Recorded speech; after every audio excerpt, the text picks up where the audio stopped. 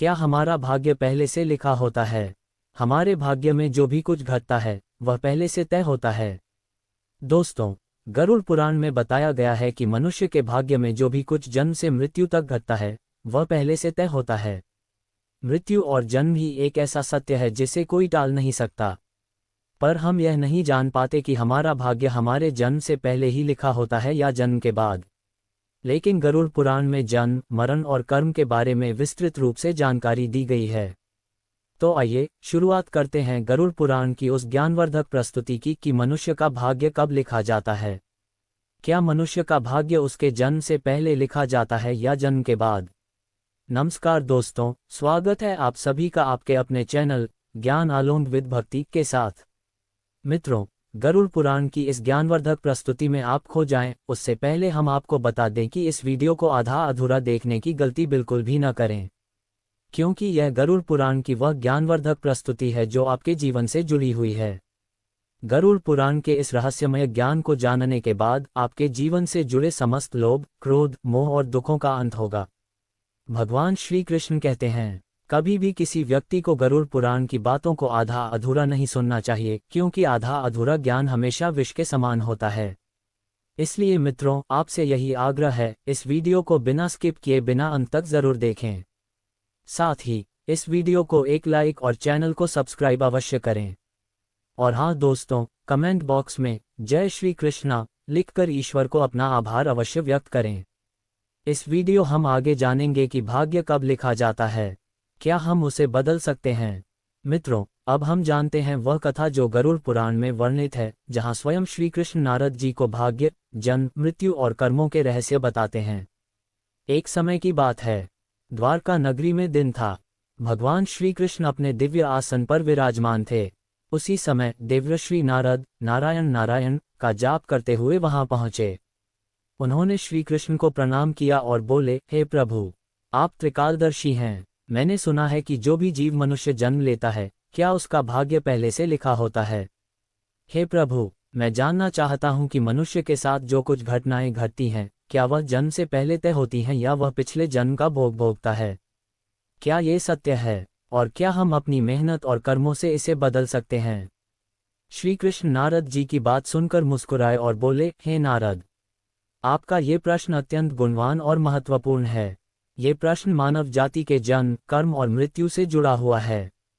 अब मैं आपको एक कथा सुनाता हूँ जो न केवल आपके प्रश्न का उत्तर देगी, बल्कि हर मनुष्य के लिए एक चेतावनी और प्रेरणा भी होगी। इस कथा को पूरे ध्यान से और अंत तक सुनो। श्री कृष्ण कहते हैं, हे नारद, ये गरुड़ पुराण से ली गई एक अत्यंत गूढ़ कथा है। जो मनुष्य इसे आधा अधूरा सुनता है, उस पर भारी संकट आता है, क्योंकि आधा अधूरा ज्ञान हमेशा विष के समान होता है। इस कलियुग से भरे संसार में जो मनुष्य इस कथा को ध्यानपूर्वक अंत तक सुन लेगा और समझ लेगा, उसके जीवन से सभी पाप, कर्म, क्रोध और मोह समाप्त हो जाएंगे। नारद बोले, हे प्रभु, मैं उस कथा को पूरे ध्यानपूर्वक और अंत तक सुनूंगा। आप उसे अवश्य सुनाएं। प्राचीन काल में एक विशाल और समृद्ध राज्य था, जिसका नाम था अक्षयपुरी। उस राज्य का शासक था राजा रत्नधर। राजा रत्नधर अत्यंत धर्मात्मा और न्यायप्रिय था। वह सदैव अपने राज्य की प्रजा के कल्याण के लिए कार्य करता था और धर्म का पालन करता था। वह भगवान से एक संतान की प्रार्थना करता था ताकि वह अपने राज्य का उत्तरदायित्व किसी योग्य उत्तराधिकारी को सौंप सके। हे नारद, राजा रत्नधर और रानी ने वर्षों तक संतान की प्राप्ति के लिए कठोर तपस्या की। उनकी भक्ति और निष्ठा से भगवान शिव प्रसन्न हुए। उन्होंने उन्हें आशीर्वाद दिया, तुम्हें शीघ्र ही एक संतान प्राप्त होगी। कुछ समय बाद रानी गर्भवती हुई। राजा और रानी अत्यंत प्रसन्न थे। वे चाहते थे कि उनका पुत्र एक महान शासक बने, जो राज्य को सुख और समृद्धि की ओर ले जाए। परंतु जब रानी ने पुत्र को जन्म दिया, तो वह बच्चा शारीरिक रूप से विकलांग था। उसके शरीर की हड्डियां कमजोर थीं और वह दुर्बलता से ग्रसित था। राजा रत्नधर का हृदय टूट गया। वह शोकग्रस्त हो गए और बोले, हे प्रभु, मैंने इतनी तपस्या की, यज्ञ किए, भगवान शिव से आशीर्वाद लिया, फिर भी मेरे पुत्र का जन्म विकलांग क्यों हुआ? क्या यह मेरे भाग्य में पहले से लिखा हुआ था? राजा रत्नधर अपने दुख को लेकर भगवान श्री कृष्ण की शरण में पहुंचे और सारा हाल सुनाया। तब श्री कृष्ण मुस्कुराए और बोले, हे राजन, तुम जो कह रहे हो वह सत्य है। तुम्हारा पुत्र विकलांग जन्मा है। पर क्या तुम जानते हो कि ऐसा क्यों हुआ? ये घटना तुम्हारे और तुम्हारे पुत्र के पूर्व जन्मों के कर्मों का फल है। ये तुम्हारे भाग्य में लिखा हुआ था, लेकिन इसका अर्थ यह नहीं है कि भाग्य अटल और अपरिवर्तनीय है। ये घटना उन कर्मों की परिणति है जो आत्मा ने पूर्व जन्मों में किए थे। राजा रत्नधर ने पूछा, हे प्रभु, क्या भाग्य वास्तव में पहले से लिखा होता है? श्री कृष्ण ने उत्तर दिया, हाँ, जन्म, मृत्यु और जीवन के उतार चढ़ाव पूर्व निर्धारित होते हैं, परंतु कर्म यही वह शक्ति है जो भाग्य को बदल सकती है। तुम्हारे पुत्र को विशेष संतान के रूप में जन्म देना निश्चित था, परंतु उसे जीवन में चुनौतियां मिलना भी आवश्यक था ताकि वह धैर्य, साहस और पराक्रम को विकसित कर सके। श्री कृष्ण ने कहा, राजन, भाग्य और कर्म का संबंध अत्यंत गहरा है। हमारे कर्म ही हमारे भाग्य का निर्माण करते हैं। इसलिए हमें जीवन में अपने कर्मों को सदैव धर्म और सत्य के मार्ग पर रखना चाहिए। राजा रत्नधर ने पूछा, हे प्रभु, क्या मैं और मेरा पुत्र अपने भाग्य को बदल सकते हैं? श्री कृष्ण ने मुस्कुराते हुए उत्तर दिया, बिल्कुल, हे राजन, तुम दोनों ही अपने भाग्य को बदल सकते हो। तुम्हारे पुत्र की विकलांगता उसके पूर्व जन्म के कर्मों का फल है, लेकिन उसका भविष्य तुम्हारे वर्तमान अच्छे कर्मों पर निर्भर करता है। यदि तुम उसे साहस, धैर्य और आत्मविश्वास से भर दोगे तो वह अपने भाग्य को स्वयं बदल सकता है। तुम्हारे पुण्यकर्मों के प्रभाव से वह एक दिन महान बनेगा और राज्य का भार संभालने में सक्षम होगा। श्री कृष्ण ने आगे कहा, हे राजन, भाग्य एक चक्र के समान है जो निरंतर कर्मों के आधार पर घूमता रहता है। जब मनुष्य अच्छे कर्म करता है तो वह अपने भाग्य को सुखमय बना सकता है। राजा रत्नधर ने पूछा, हे प्रभु, क्या भाग्य निश्चित रूप से पिछले कर्मों से जुड़ा होता है? श्री कृष्ण बोले, हाँ, परंतु उसे बदलने की शक्ति तुम्हारे हाथ में होती है। यदि तुम अच्छे कर्म करते हो तो वे तुम्हारे भाग्य को भी सुधार सकते हैं। भक्ति, साधना और सेवा, ये सभी तुम्हारे भाग्य को बदलने के माध्यम हैं। श्री कृष्ण ने समझाया, यदि तुम अपने पुत्र को जीवन के संघर्षों से जूझने की शिक्षा दोगे, साहस, आत्मविश्वास और सत्य के मार्ग पर चलना सिखाओगे, तो वह एक दिन वही कार्य करेगा जिसकी तुमने कल्पना की थी। राजा रत्नधर ने श्री कृष्ण की बातों को आत्मसात किया और अपने पुत्र को कठिनाइयों के बीच भी धैर्य और प्रेरणा देने का संकल्प लिया। समय बीता, वह विकलांग पुत्र धीरे धीरे आत्मबल और संघर्ष की शक्ति से समाज में एक महान स्थान प्राप्त करने लगा। उसके साहस और कर्मशीलता ने उसे एक सम्मानित और प्रभावशाली व्यक्ति बना दिया। श्री कृष्ण ने कहा, हे नारद, भाग्य एक निरंतर बदलने वाली प्रक्रिया है। जो व्यक्ति अपने कर्मों को सुधारता है और भगवान के शरण में जाता है, उसका भाग्य भी बदलता है। श्री कृष्ण ने नारद से कहा, हे नारद, ये संसार कर्मों का दर्पण है। मनुष्य जो जैसा कर्म करता है उसे वैसा ही फल मिलता है। भाग्य निश्चित रूप से पूर्व जन्मों के कर्मों से जुड़ा होता है, परंतु मनुष्य सद्कर्मों, भक्ति और सत्य से उसे बदल सकता है। गरुड़ पुराण में श्री कृष्ण द्वारा बताए गए 3 मुख्य उपदेश हैं। अपने धर्म का पालन करना, मनुष्य का जन्म एक विशेष उद्देश्य के लिए होता है।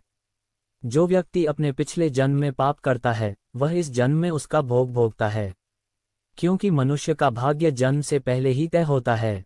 इसलिए जो मनुष्य धर्म और सत्य का पालन करता है वह अपने पिछले जन्म के पापों से बच सकता है। ईश्वर की भक्ति से जीवन को बदला जा सकता है और मोक्ष की प्राप्ति हो सकती है। माता पिता की सेवा और आदर करना। श्री कृष्ण कहते हैं, माता पिता के चरणों में ही तीनों लोकों का स्वर्ग है। जो व्यक्ति माता पिता की सेवा नहीं करता वह न केवल नरक की यातनाएं भोगता है बल्कि जन्म जन्मांतर तक पाप का फल भोगता रहता है।